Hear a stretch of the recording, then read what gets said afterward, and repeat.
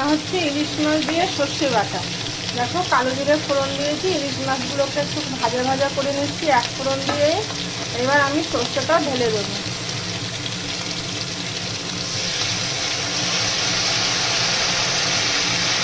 শীতের ইলিশ না খুব একটা খেতে ভালো হয় না, জানো তো? শীতকালের ইলিশ, বর্ষাকালের ইলিশ খেতে ভালো হয়।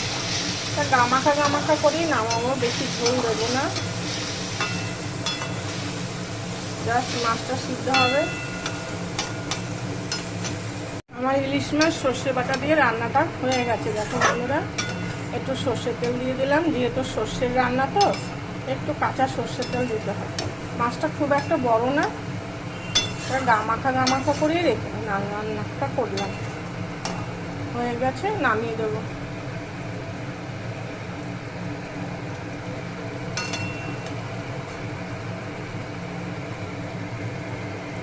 মাছটি রান্না করা দেখো ঢেলে দিয়েছি কড়াই থেকে নামিয়ে।